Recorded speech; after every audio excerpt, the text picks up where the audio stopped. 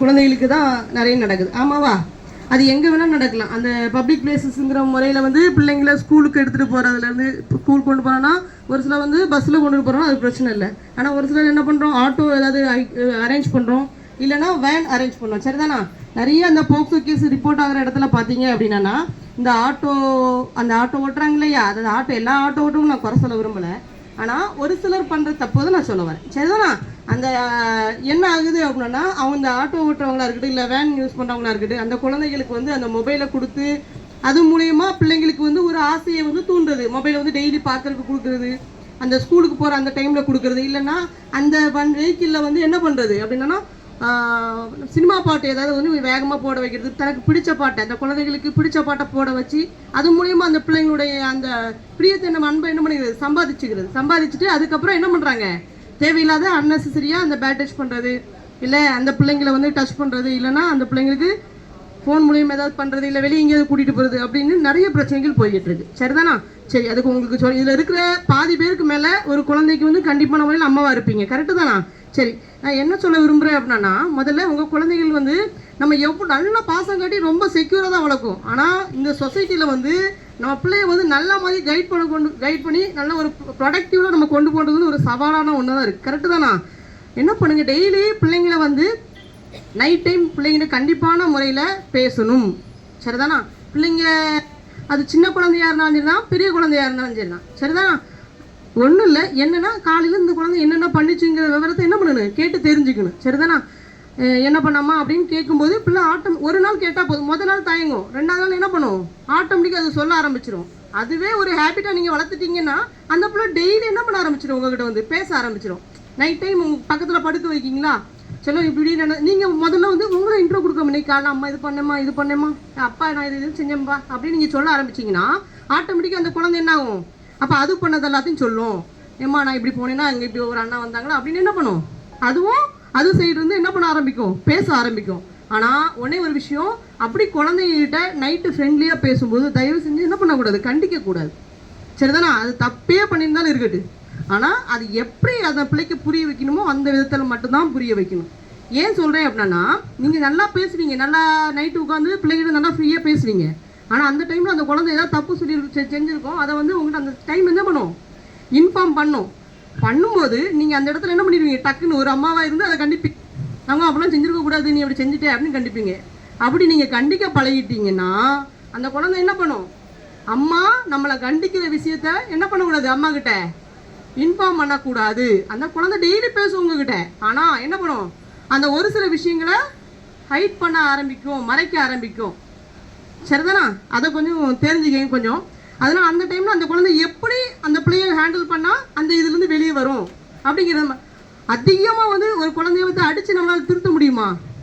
கண்டிப்பாக முடியாது. இப்போ உள்ள குழந்தைகள் கரெக்டு தானா? என்ன பண்ணி கொண்டு வரணும், ஒரு சென்டிமெண்ட்டில் ஒரு பாசத்தின் அடிப்படையில் தான் குழந்தை என்ன பண்ண முடியும், ஒரு நல்ல இதில் மோல்ட் பண்ணி கொண்டுட்டு போக முடியும். சரியா? சரி, அதுக்கப்புறம் இப்போ உங்களுக்கு இருக்கட்டும், இப்போ நீங்கள் வெளியே வந்து போகிறீங்க, வெளியே ப்ரைவேட்டாக இப்போ பஸ் ஸ்டாண்டு போகிறீங்க, இல்லை வேறு எங்கேயாவது போகிறீங்க அப்படின்னா கண்டிப்பான முறையில் பஸ்லாம் இங்கே கண்டிப்பாக ட்ராவல் பண்ணியிருப்பீங்க. அப்படி தானே? உங்களை யாராவது மிஸ்பிஹேவ் பண்ணுறாங்க அப்படின்னா தயவு செஞ்சு கொஞ்சம் சங்கோஜப்படாதீங்க, கூச்சப்படாதீங்க. இல்லை அந்த இடத்துல வந்து சவுத்து இவன்ட்டு எதுக்கு நம்ம இது பண்ணு சொல்லிட்டு என்ன பண்ணிடாதீங்க, அதை அவாய்ட் பண்ணிட்டு போகணும்னு நினைக்காதீங்க. அந்த குற்றவாளிக்கு அந்த நேரத்தில் கண்டிப்பான முறையில் தண்டனை வாங்கி கொடுக்கணும். சரிதானா? ஏன் சொல்கிறேன் அப்படின்னா, இன்னைக்கு இன்னைக்கு ஒரு ஆளுக்கு நடந்தது நாளைக்கு ஒரு 10 பேருக்கு நடக்கும். ஆமாவா இல்லையா?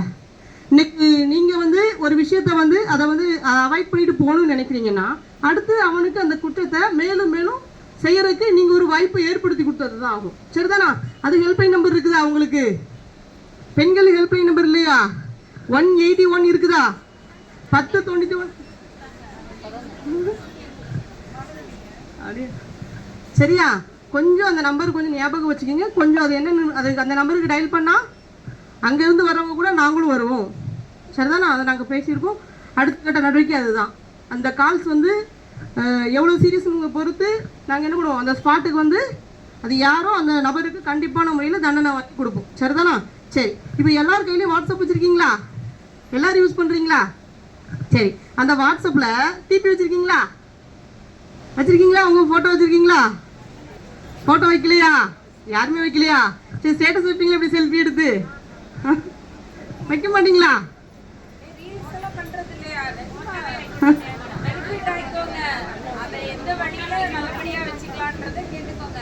நல்லா தெரிஞ்சுக்க. நிறைய பேர் வைக்கிறாங்க சரியா, கொஞ்சம் பேர் வைக்காம இருக்கீங்க சரியா. இன்னும் ஒரு சிலர் வைக்காங்க. எப்படி இருப்பாங்கன்னா அவங்க ஃபுல் ஃபேஸ் இது இருக்கும், இது இருக்கும், ஆனால் அந்த ஃபேஸில் மட்டும் ஏதோ ஒரு ஸ்டார் ஒரு ஹார்ட் வச்சு வச்சுருப்பாங்க, அந்த ஃபேஸ் தெரியாத அளவு சரியா. அப்படிலாம் வச்சுருக்காங்க.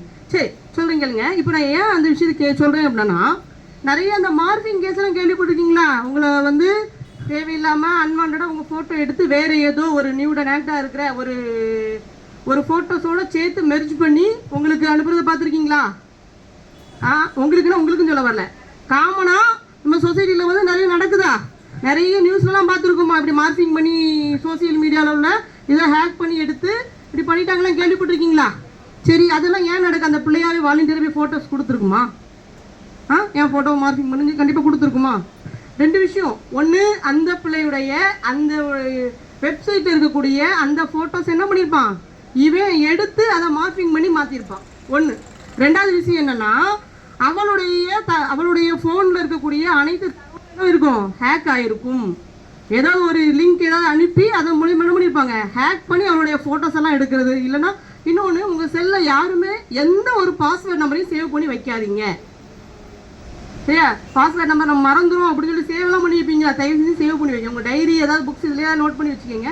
மற்றபடி என்ன பண்ணி வைக்கக்கூடாது, அதில் சேவ் பண்ணிக்கூடாது. அதில் நிறைய பேர் இருக்காங்க, என்னென்ன பாஸ்வேர்ட் ரொம்ப ரொம்ப இம்பார்ட்டன்ட்டோ அந்த பேர் போட்டு அப்படியே சேவ் பண்ணி வைக்கிறவங்க இருக்காங்க. இன்கேஸ் மொபைல் மிஸ் ஆயிரும், அப்போ என்ன பண்ணுவீங்க? அதில் உள்ளது ஈஸியாக அவனுக்கு சார்பாக என்ன அவனுக்கு எதெல்லாம் தேவையோ அதெல்லாம் எடுத்துக்கிறதுக்கு நீங்களே ப்ராப்பராக வழி வச்சு கொடுத்த மாதிரி ஆயிரும் சரிதானா. அதனால எந்த